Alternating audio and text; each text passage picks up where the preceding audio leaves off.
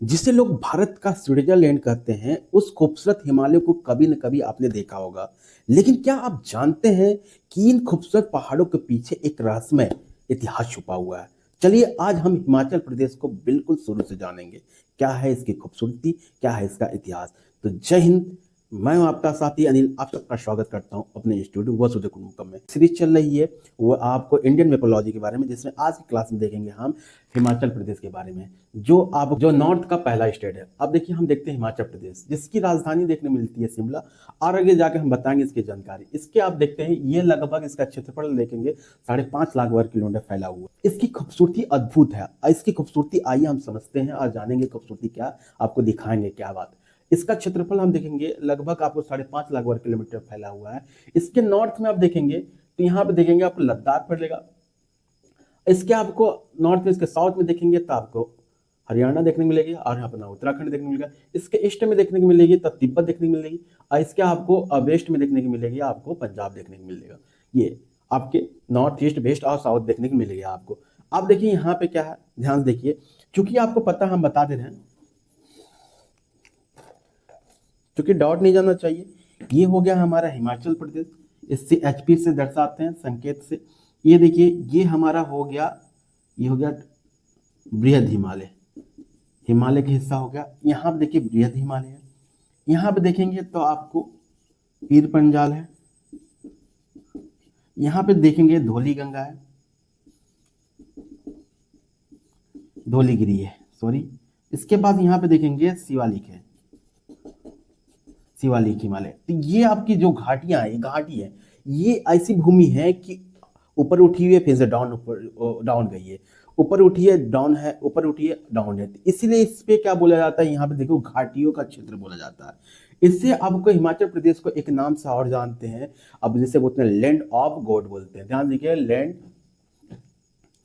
Of God, God's के नाम से जानते हैं, लैंड्स ऑफ गॉड के नाम से जानते हैं। ध्यान देखिए, जिसे बोलते हैं देवभूमि, बोलते हैं देवभूमि। क्यों बोलते हैं देवभूमि? लगभग यहाँ पे देखने मिल जाए 2000 प्लस यहाँ मंदिरें देखने मिलेगी। ये मंदिरें ऐसे मंदिर हैं जो यहाँ के कुल देवियों के मंदिर हैं, घर घर के पास है। आपको देखने आइए जानते हैं, जानकारी देते हैं आपको। देखिए यहाँ पे इसके जियोग्राफी के बारे में देखिए। जियोग्राफी के बारे में देखिए तो यहाँ से एक नदी निकलती है। इस नदी का नाम है, आपको देखने को मिलेगी चेनाब। अब इसके बाद एक नदी निकलती है यहाँ से, धर्मशाला से होते हुए, इससे बोलते हैं रावी। इसके बाद एक नदी और निकली, इसके लिए बोलते हैं आपको व्यास। अब इस नदी कौन निकलेगी, इसे बोलते हैं सतलुज।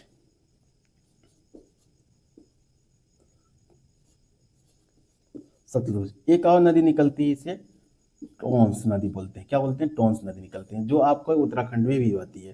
ध्यान दीजिए, प्रमुख अब 4 नदियों को जान लेंगे, जैसे चेनाब, रावी, ब्यास और सतलुज। 4 नदियां निकलती हैं। इनकी नदियों के बीच में ही क्या है, प्रमुख शहर स्थित है। आप जानेंगे इन नदियों के बारे में क्या है इसे। अब यहाँ पे देखिए सूरज, यहाँ पे देखिए, यहाँ पे ऊपर देखेंगे तो लौह एवं स्पीति क्षेत्र में देखेंगे इसका जिला है। यहाँ पे सूरज ताल है, झील है, यहाँ चंद्रताल झील है। आप देखिए यहाँ पे बहुत इंपॉर्टेंट चीज है। यहाँ पे देखेंगे तो एक यहाँ अपना झील देखने मिलता है, जैसे गोविंद सागर बोलते हैं। ये देखिए यही सागर के बगल में आप देखिए, ये यहाँ पे आप देखने मिलेगा एक बांध है। इसे बांध को बोलते हैं, आपको देखने मिलेगा भांगड़ा बांध। अब इसके 15 किलोमीटर देखने को मिलेगी आपको इसी नदी पर, सतलुज नदी पर देखने मिलेगी, पंजाब में घुसते हुए देखने को मिलेगी। पंजाब में आप देखें भागड़ा, आप देखने मिलेगी कहाँ पे, आपको देखने मिलेगी ये चीज़ें आपको हिमाचल प्रदेश में। लेकिन आपको नागड़ देखने को मिलेगी, नागल नागल देखने को मिलेगी, ये आपको पंजाब में देखने को मिलेगी 15 किलोमीटर। ये दोनों परियोजना बोला जाता है बागला और नागढ़ परियोजना बोला जाता है। ये ऐसी परियोजना है जो इलेक्ट्रिसिटी भी देती है, पंजाब, हरियाणा, चंडीगढ़, दिल्ली तक भी आ जाती है, और हमारे पानी का भी सुविधा देती है। ये ध्यान दीजिए, पानी का भी देती है खेती के लिए। आप समझिए, समझ गए। यहाँ पे एक जलाशय और है, जिसे पोंग जलाशय बोलते हैं, जो ब्यास नदी पे है। कौन सी जलाशय? पोंग जलाशय। ये चीजें आप देखिए, ध्यान से देखिए। आप देखें चेनाब, रावी, हमारा ब्यास और सतलुज, और हमारा यहाँ पे देखने लगे भागड़ नदी। ये देख लीजिए यहाँ पे टॉन्स नदी। ये प्रमुख बात हो गई। अब हम इसके प्रमुख शहर के बारे में जानेंगे। अब इसके इतिहास के बारे में जानिए। इतिहास इसका देखने को मिलता है कि इसका गठन कैसे हुआ, ये राज कैसे बना। 5.5 लाख वर्ग किलोमीटर फैला हुआ। तो ये राज बनने से पहले जब 1947 में देश आज़ाद हुआ तो ये छोटे छोटे रियासतों में फैला हुआ था। छोटी छोटी रियासत थी, इसकी छोटी छोटी टुकड़े में थी। ये 1947 के बाद एक इकट्ठा करके इसे हिमाचल प्रदेश के नाम से जाना गया। जैसे आपको धर्मशाला हो गया, चंबा हो गया, लाहौर और स्पीति हो गई, कुल्लू को मिला के अनेक आपको रियासतें थी, एक नाम जाना गया। 1947 से इसे देखने को मिलता है कि इसे हिमाचल प्रदेश के रूप में बोला गया।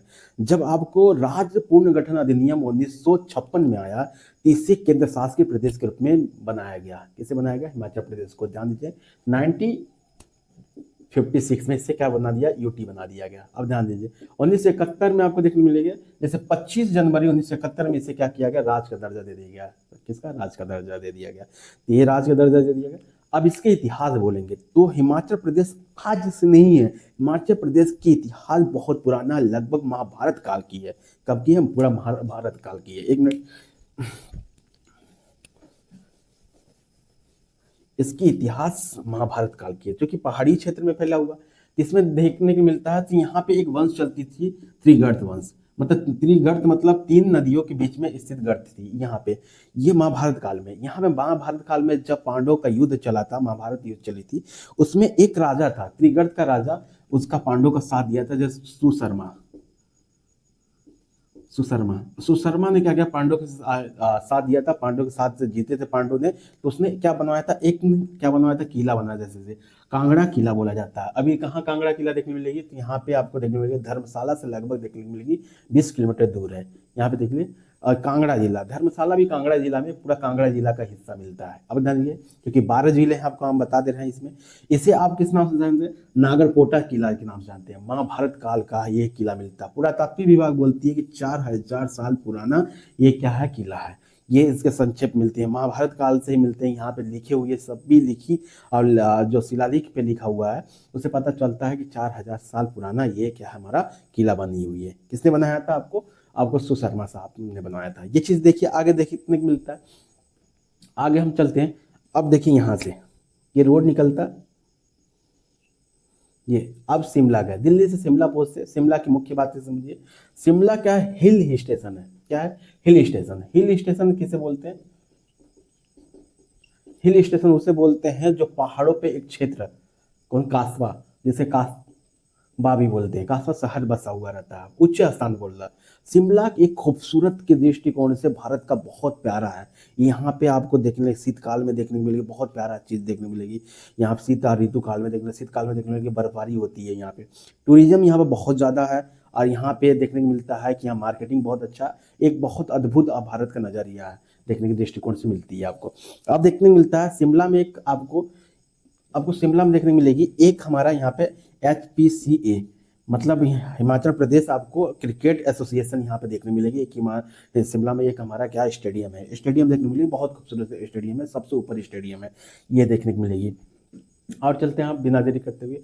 अब थोड़ी सा अब देखिए शिमला से मनाली, शिमला से लेकर आप देखना कुल्लू जाएंगे। कुल्लू जाएंगे, एक नेचुरल खूबसूरती बहुत ज़्यादा यहाँ पे। यहाँ घाटियाँ हैं, पहाड़ियाँ हैं, घर हैं यहाँ पे बहुत अधिक कुल देवियों की मंदिर हैं। तो इसीलिए यहाँ पे देवभूमि भी बोला जाता है। क्या बोलते हैं? देवभूमि बोला जाता है, इससे कुल्लू को बोला जाता है।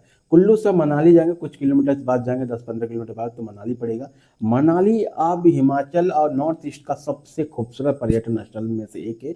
जो टूरिज्म है, यहाँ पे बर्फबारी होती है, ये चीज़ें। यहाँ पे आप आगे जाएंगे तो यहाँ पे मिलती है आपको स्पीति।